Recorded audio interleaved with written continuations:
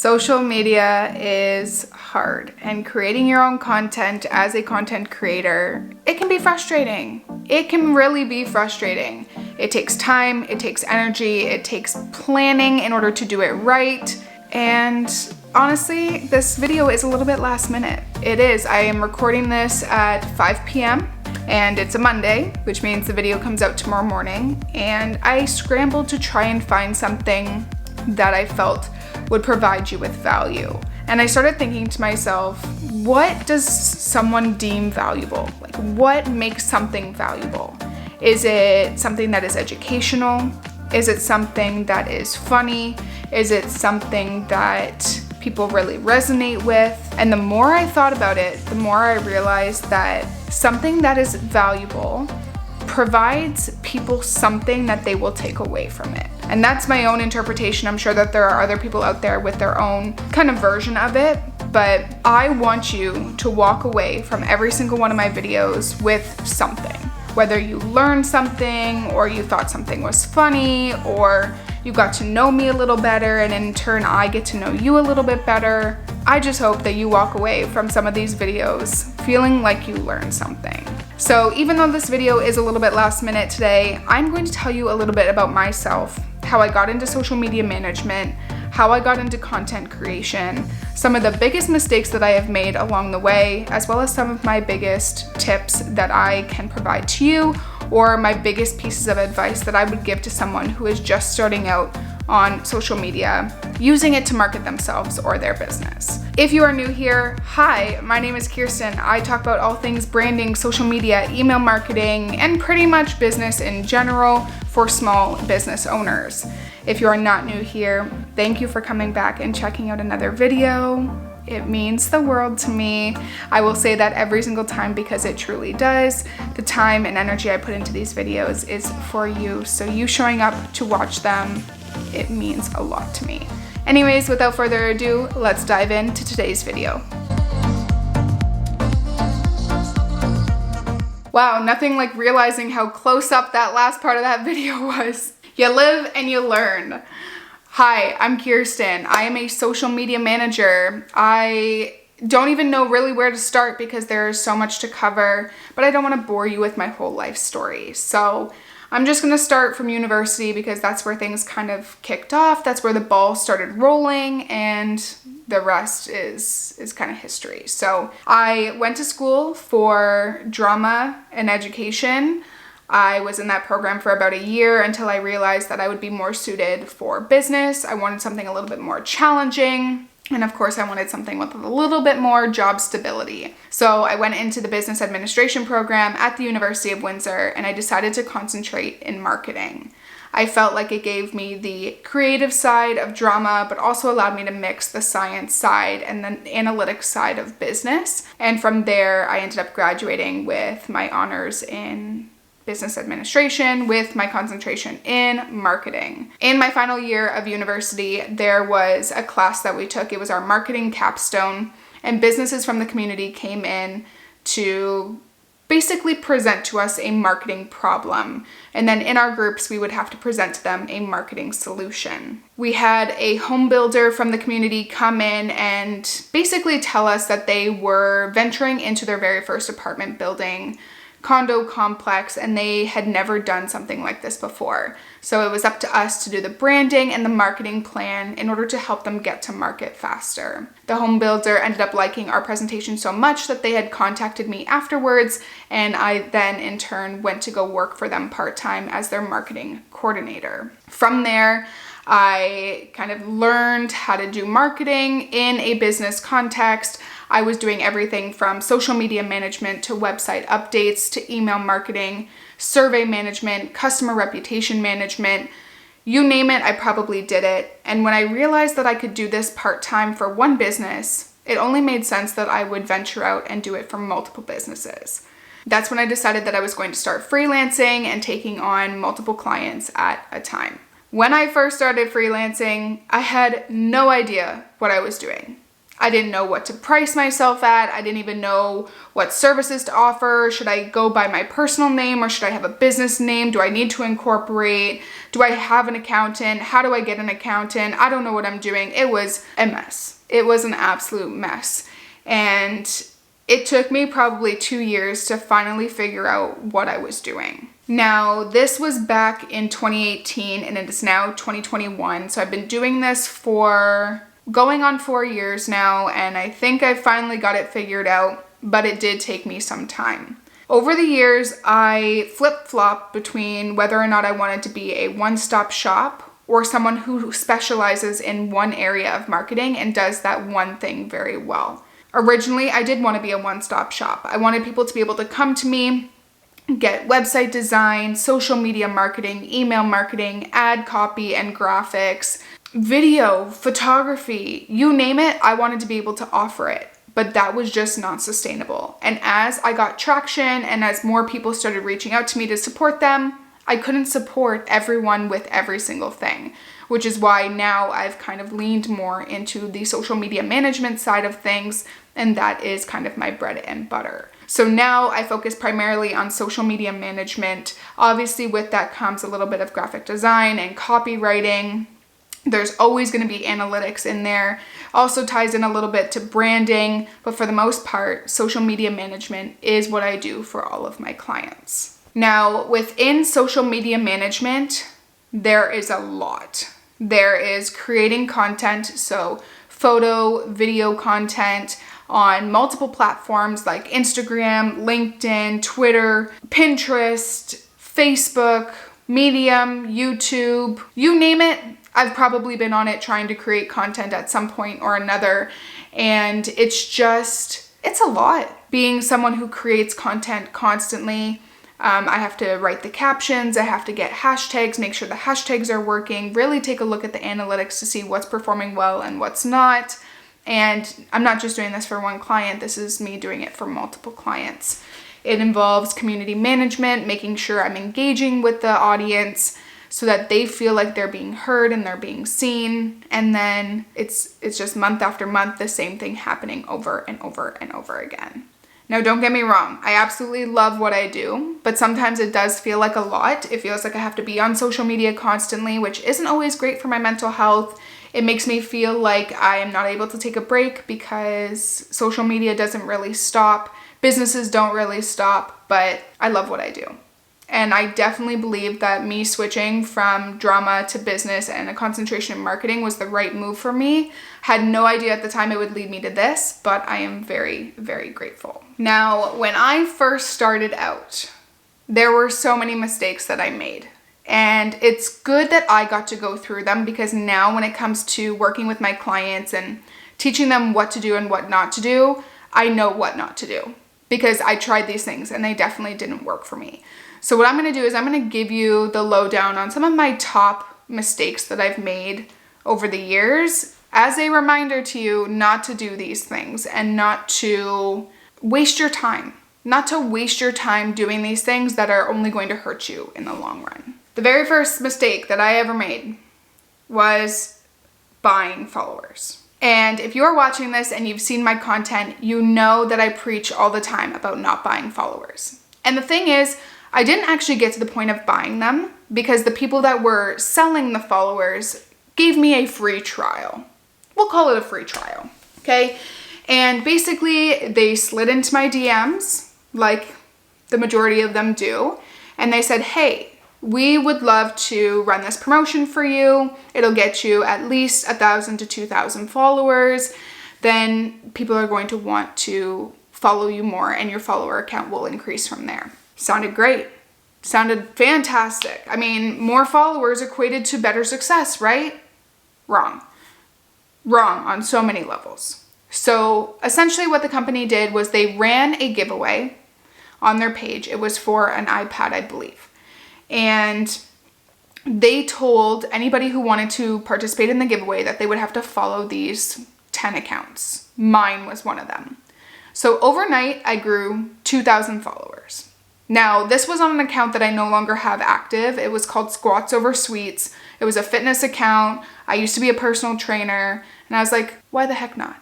Let's just do it. The way these gimmicks and these follower programs work is that they run these promotions or these giveaways, and then people will follow your account. These people are not your target audience.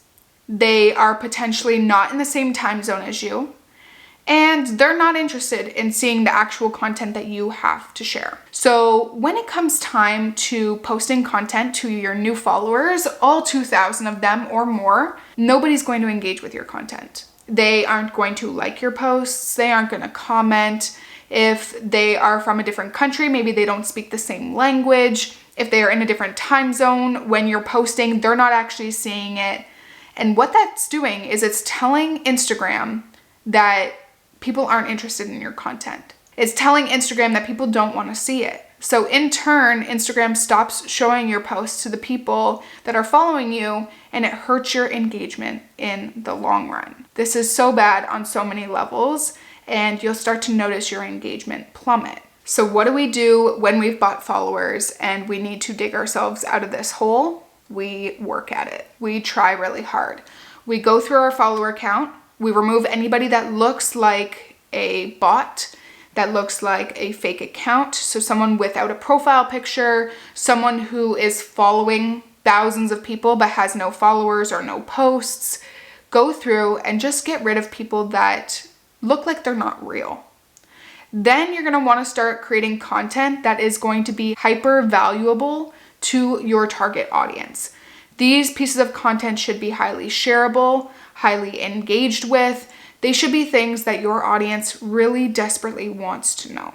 We'll get into how to figure this out a little bit towards the end, but it's so important to kind of spend that time digging yourself out of that hole. The second thing that I did that was the biggest mistake was participating in a follower loop or a follow loop. I forget what they call it now, but essentially it's where you're in a group chat and you let the people in that group chat know that you've posted, and then in turn they will go and comment, like, follow, do all the engagement stuff. Okay, they'll do it all for you. You're also most likely going to follow everyone that is in this follow loop or this follow group, whatever you want to call it. It allows you to gain followers and it increases your engagement. This is great. Increasing your engagement is great. However, these people are not your target audience.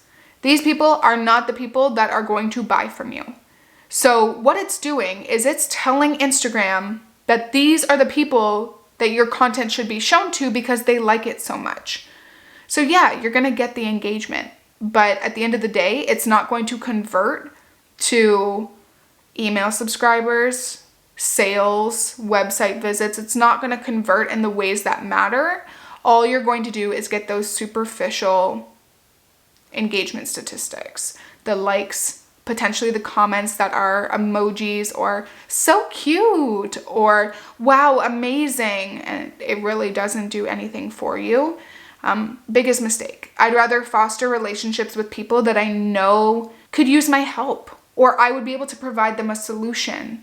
And in turn, they feel like I'm giving them my time of day versus trying some skeevy, slimy, quick fix scheme to appear better at my job or appear like I am doing better than other people that are also social media managers. And the third mistake I made was thinking that I could do everything on my own. When I was first starting out, this was easy because I had a little bit of extra time where I could manage content creation and I could do website updates and branding, and anytime someone would come to me, I'd be like, sure, I'll do that for you. And then I would not have my pricing in order. I'd be undercharging. It was a mess. And before I knew it, I burnt out and I just wasn't able to serve those customers or those clients as well as I would have been able to if I felt like I was being paid what I'm worth and I outsourced the things that I needed support with. So for example, now when I work with clients, I work with a photographer. Her name is Bria Dupuis and she is part of the team. Even though we don't have a business together, she is someone that I know I can rely on to take photos for my clients. In addition, I also hired a junior social media coordinator. Her name is Shelby, and she is there to support me with the clients that we have and she helps with community management. She helps with figuring out some hashtag strategies. She creates content. And by expanding my team, I not only got more time for myself back, but I was able to show up for my clients even better. So the third mistake I made was thinking I could do it all on my own, and thinking that, and essentially my ego took control and was like, no, like you don't need anybody. You can do this on your own, when really I wasn't serving anybody in the best possible way. So there you have it. Those are my top 3 mistakes. I bought followers, and I feel so ashamed to say it, but I did. And this is why I preach to you about not buying followers, because it only harms you in the long run. Number 2, I participated in those follow groups or follower groups, and again, it just hurt me in the long run. It wasn't allowing me to get the engagement that actually mattered, and in turn, it wasn't converting to sales. And number 3, I thought that I could do it all on my own, and realized that it's actually better for me to outsource so that I can serve myself better, serve my clients better, and also provide job opportunities for other women in my industry who are looking to support with things like this. If you are someone who is running a business, which my guess is you are because you are watching this video, outsource the things that you do not like doing. Outsource the things that you don't have time doing.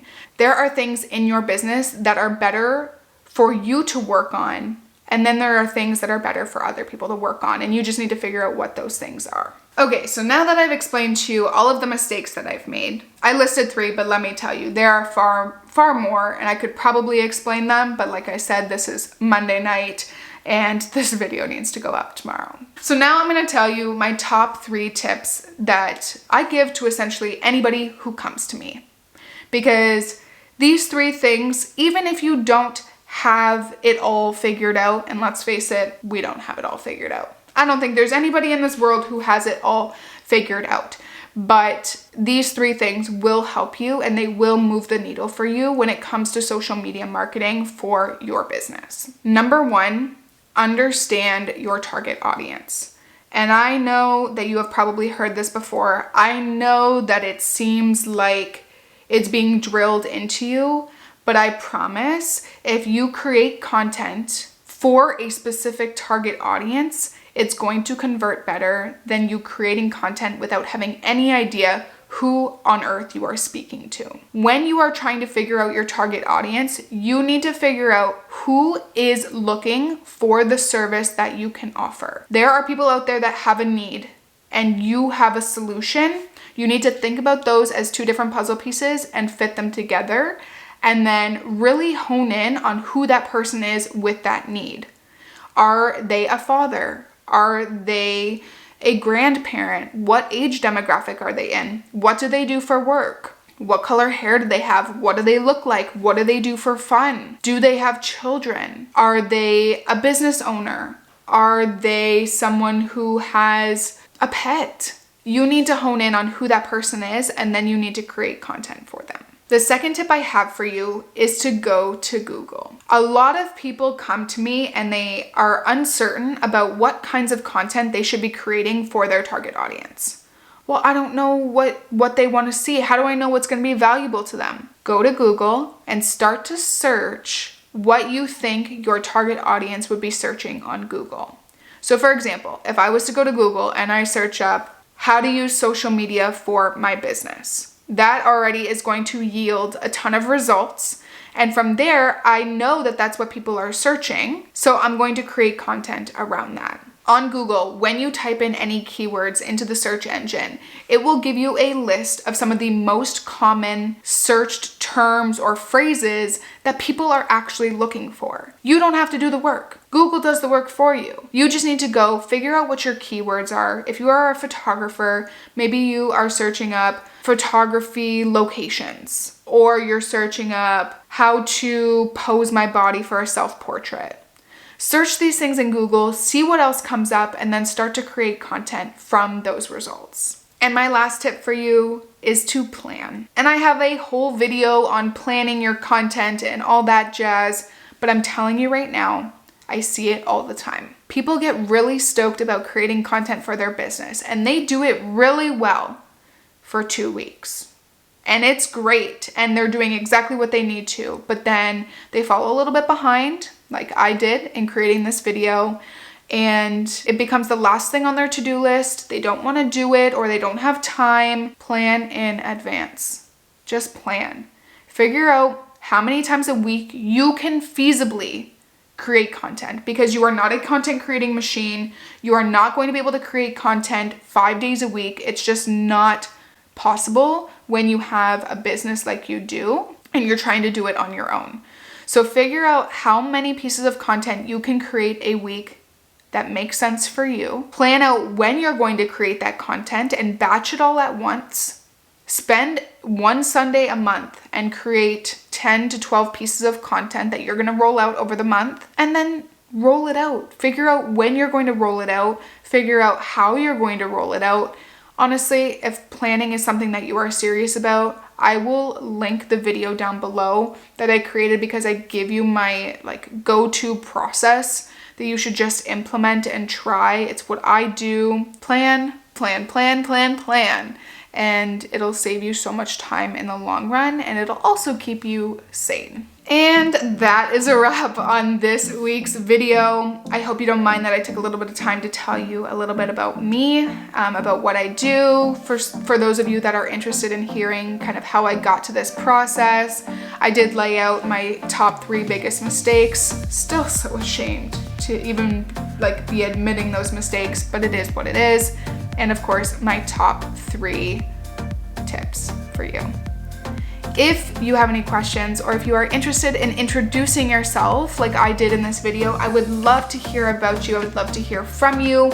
Tell me down below in the comments who you are, what you do, what your biggest struggle is with social media, and then I will respond back and kind of give you a couple tips and tricks here and there. And of course, follow me along at Kirsten Lauren on Instagram. That's where I give away all of my tips when I'm not here on YouTube. Thank you so much for watching today's video. I will see you next Tuesday.